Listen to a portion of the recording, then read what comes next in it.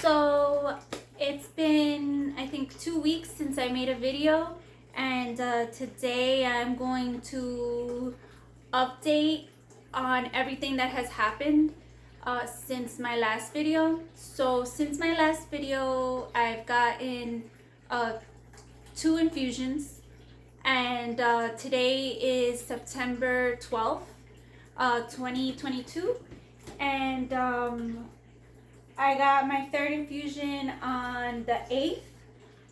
I'm losing hair, so I found out that with the chemo that I'm getting, I'm not gonna lose my hair. It's just gonna thin out a lot.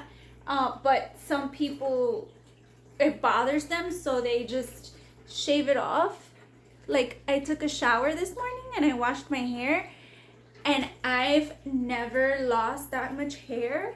Well, obviously, because I'm getting chemo. So the reason why you lose your hair when you get chemo is because the chemo attacks any cell that is dividing rapidly, and your hair that reproduces quickly. So it's like it's attacking it. It's like, oh, you're moving quickly. No, you not. So that's why that happens. So on the 31st, before I got my 2nd infusion and I got a clip placed, on the 30th of August, I got my results for the BRCA test. So, I do not have the BRCA gene, and the BRCA is if you have it in your DNA. So I don't have that. The surgeon used the example of Angelina Jolie having this gene. I think it's a gene. Well, having BRCA.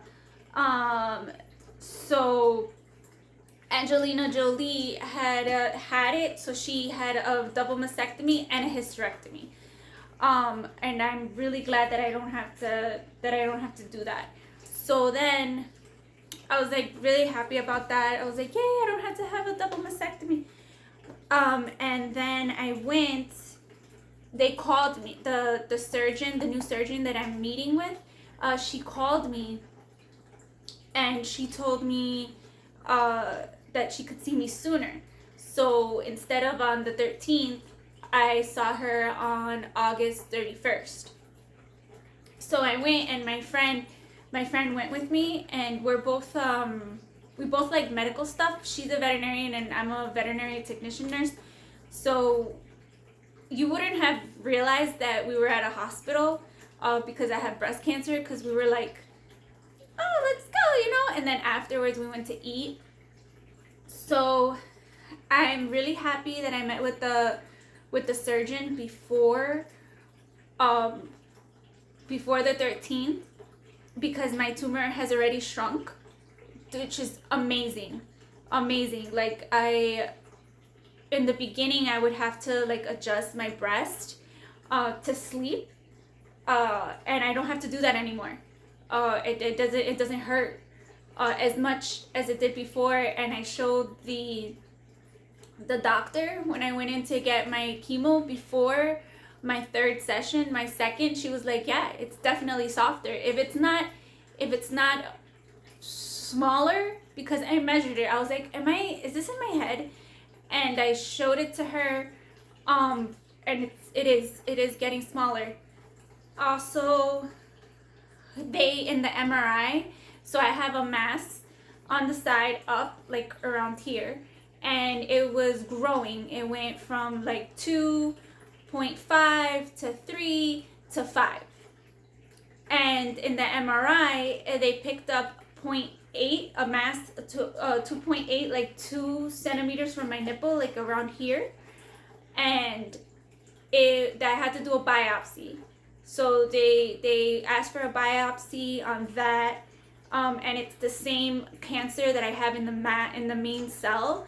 So I thought it was like new, but it's not new. It was there. It just was picked up by the MRI, and the ultrasound or the mammogram didn't pick it up because for some reason they didn't pick it up, but it's been there.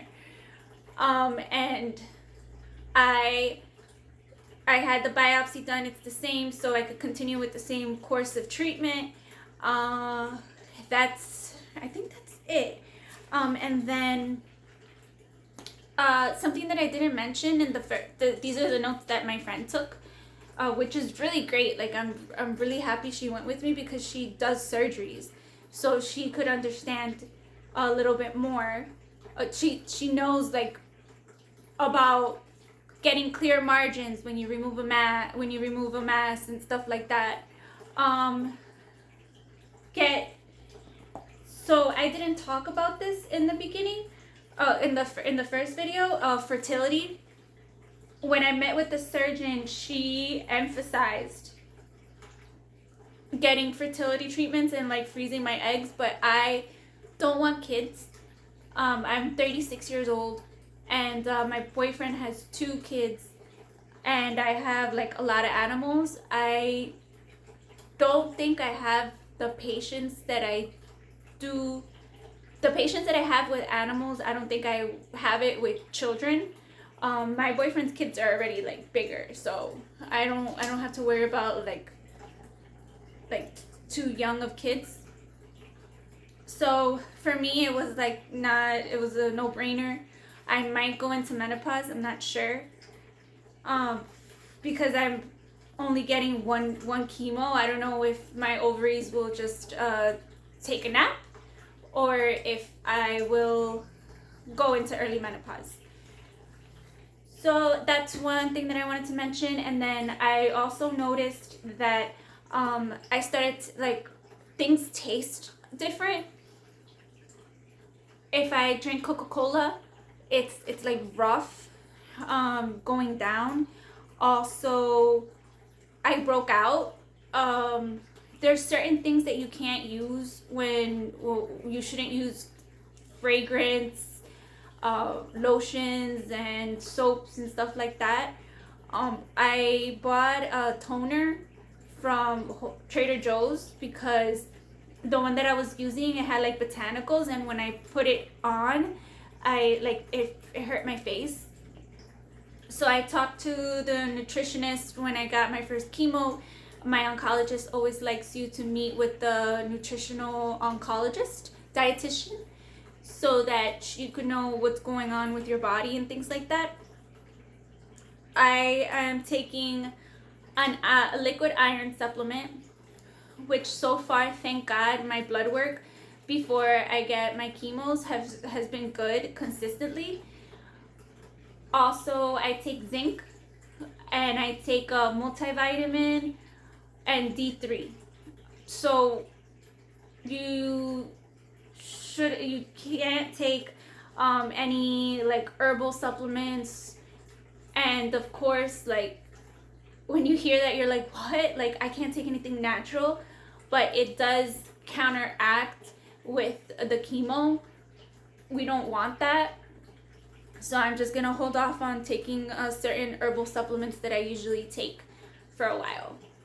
I believe that's it. Before I go into the notes that my friend took for me when we met with the surgeon,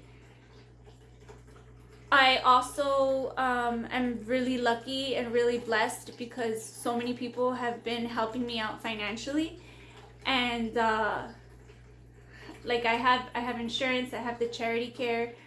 I'm really lucky, and I always think about people in my situation that aren't as lucky. Reach out. There's organizations that can help you get financial assistance. And also today I saw this Netflix documentary. It's called Get Smart with Money, and they give you some really good tips. So I would watch it. You know, if you have like an hour or something to kill, it was really helpful. Right now I can't save money because I'm on disability and I don't, but when you get back, if you're in a good position, just like learn from me, learn from my situation, and watch that documentary. It's really helpful. So some things that I wanted to know, that I asked the doctor when I went in on Thursday. Well, what are the chances of my tumors and lymph nodes completely disappearing? They don't have that research because they don't have that statistic yet, because the clinical trial, they just don't have it. I don't know exactly why the nurse said it, but I don't remember.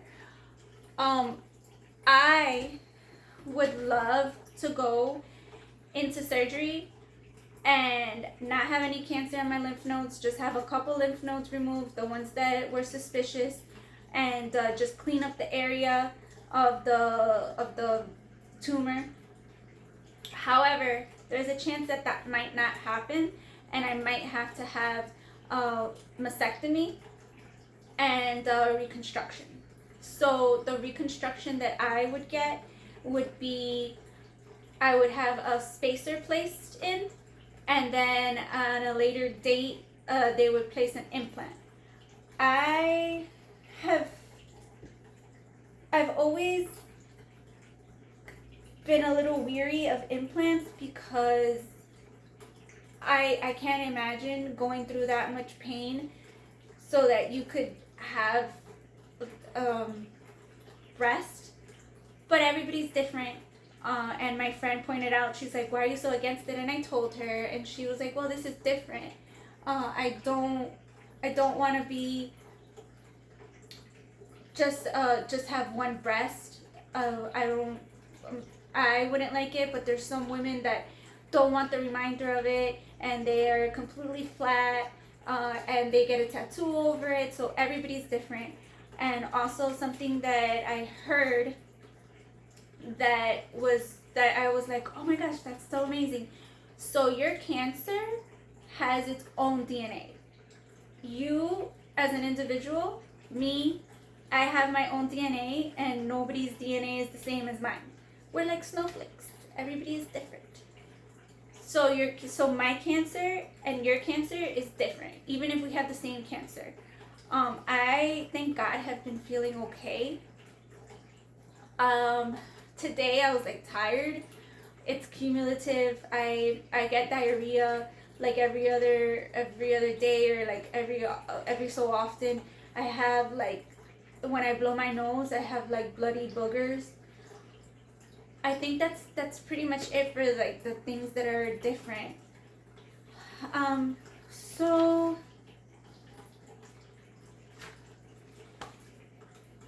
my tumor is, when I met with the surgeon on August 31st, my tumor is 5.5 centimeters to 6 centimeters.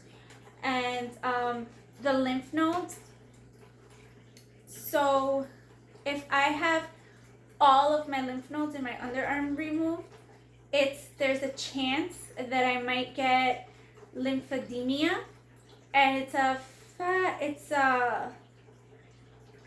like your arm swells, you have to go to therapy, and standard of care for breast cancer is chemo,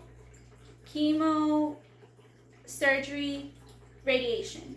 So if I have all of those lymph nodes removed and I get radiation, there's a chance that I'll get the swelling in my arm. I have to go to therapy to do that.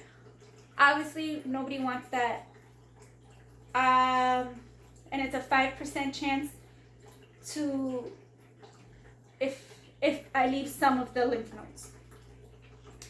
I have to meet with my oncologist. I have to meet with the radiology oncologist. So there's another doctor that I have to meet. I don't know if it's a woman. I don't know if it's a man. I don't know anything. So when I get towards the end of my chemo, that's when I meet with the surgeon again, so that we could talk about scheduling the surgery.